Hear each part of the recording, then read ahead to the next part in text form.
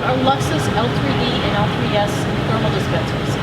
Okay, well, one of the first things that we always like to point out with regard to our dispensers is the importance of preheating the dispenser. And what we mean by that is basically removing the chill from the inside of the dispenser. Because if the dispenser hasn't been used for a while, the dispenser actually takes on ambient temperature. So the inside of the dispenser could be as low as 68 degrees, 75 in there, and that's a lot lower than the temperature of the coffee coming into the unit. And that'll pull a lot of the heat out of the coffee.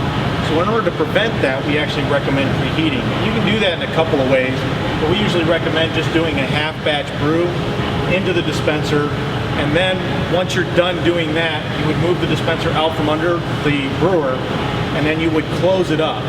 So you would want to just open up the top. There's a little gray plug that seals the whole dispenser, and then you can close it.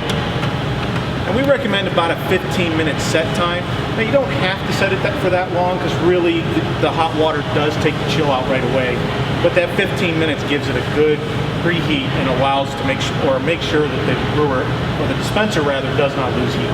And that's something that you can just do once in the morning before you start your day. Typically, as long as you're brewing after that, you don't have to do it every single cycle, obviously. If you were to slow down at the end of the day and you're retiring dispensers, you're using fewer of them. So ultimately, again, there was probably still hot product in that dispenser before you put it under the brewer to brew it. So Shane, we just had the top of this open. Let's talk about the funnel for the L3D and the L3S. Okay, well, the funnel is a piece of technology that we're using in order to do two things. One is to show volume, and one is to also indicate time. So as soon as coffee comes in contact with the sensor, which is in the front here, once it comes in contact with the sensor, the timer then activates, and the first bar of volume will also indicate. And as it becomes fuller and fuller, the graduations increase. So this basically replaces the sight gauge tube. And the benefit of that, ultimately removing the sight gauge tube, is when there's coffee inside the sight gauge tube, that coffee in the sight gauge tube is getting cold. So when you open up the faucet, some of that cold coffee is actually coming through with the hot coffee. So it has a slight impact on the temperature of your coffee. So if you'd like more information about our funnels, please visit our user's guides located on our website. Now another thing about our dispenser that's really rather unique is its faucet. And the faucet is actually completely removable from the dispenser without any tools. And the first thing you want to do, and Krista's doing it here, is remove the faucet guard. There's a small knob underneath that you can unscrew. You don't want to remove the knob completely, just loosen it until the faucet guard comes off. Then what you have to do in order to remove the faucet is push up on the silver tab and rotate the faucet 180 degrees and then just pull straight out.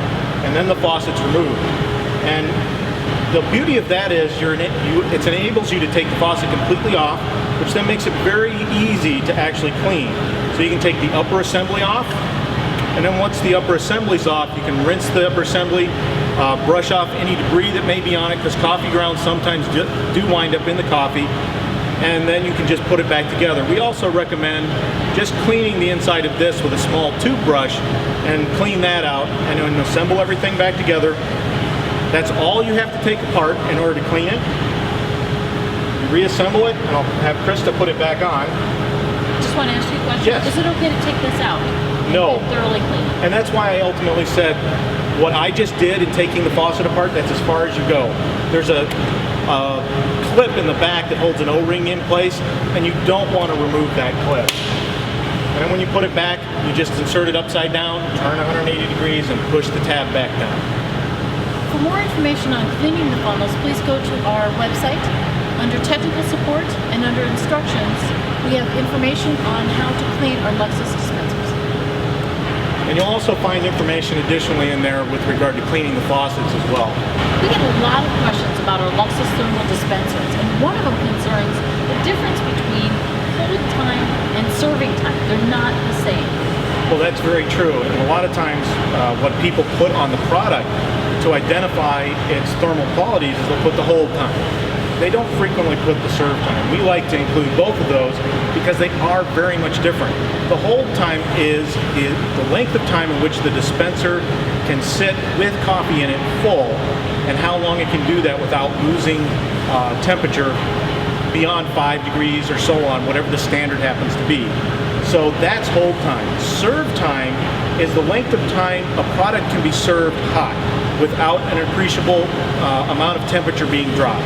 So in the case of, let's say, our L3D dispensers, they have a hold time of 4 hours, but they only have a serving time of 2 hours. So it's important to be able to distinguish between those two so that you know what you're actually, how long you can actually hold that coffee, and then when you start serving, how long you can serve it. So the next question, after explaining the difference between serving time and holding time, is it's like, well, how long should I hold my coffee? Well, and that greatly depends on what your quality specification is going to be. But we really see no one really holding coffee beyond an hour, and we would never recommend that. And you might say, well, then why do you have a serving time of 2? Well, it ultimately brings the quality of that product up even more. So you're assured that if you're holding your coffee or serving your coffee for up to an hour, then you know that your coffee is going to be hot. If you're holding it for an hour and then serving it thereafter, again, you know that you're going to get that time out of it, and you're not going to be serving a cold product. So the next question we get, based on this conversation, it kind of leads into, well, what about waste? If I'm holding coffee for an hour and I don't serve all of that coffee, I'm throwing away a lot of good coffee. Absolutely, and we get this question a lot, and it's a legitimate question, but one thing that it's important to bear in mind, for most coffee being served, depending on what you're charging per cup, but most locations, most companies are serving the cup, a 20-ounce cup, at a cost to the customer that basically pays for the whole dispenser. So you sell one 20-ounce cup, you've paid for the whole dispenser, or the whole dispenser worth of coffee, I should say. So ultimately, everything after that first 20-ounce cup is all profit. Now you might ask the question, because I know you probably would ask it, you might ask the question, well, what about all that lost profit? Well, ultimately, you can't really look at it that way. You have to look at the quality, because you have to look at potential lost customers if you hold it for too long. Because you could have a quarter of a dispenser left, but because that's only that little tiny amount in there, it could have gone cold. So it's important that you maintain that hardcore stance, anywhere from that 30-minute to half or 30-minute to hour time frame, so that you don't lose the quality of your coffee and thus lose customers. The profit that you potentially are dumping down the drain is a customer saving. So it's kind of a delicate balance. Absolutely. And then there's another question, though, that I don't really get that often as a technical person, but it's one for marketing, and that's about the custom branding and stuff. We have these very basic wraps that we actually sell. Well, what about custom branding? That's a great question. We get this a lot. We do have some wraps that we keep in stock. You can see these here, so you can always order these from us, and we do apply them in our factory. We do have our wrap templates online, so if you go to FETCO.com, you go to technical support, and you go to wraps, we have all of our templates for dispensers, brewers, grinders, everything that you would need there. So if you're creating your own artwork for your own custom look, you can grab that template and send it on to Pumpskins so that they can print that for you. Pumpskins can then send the wraps to us, and we can apply them at the factory so that when you take your dispenser out of the box, they're already pre-branded.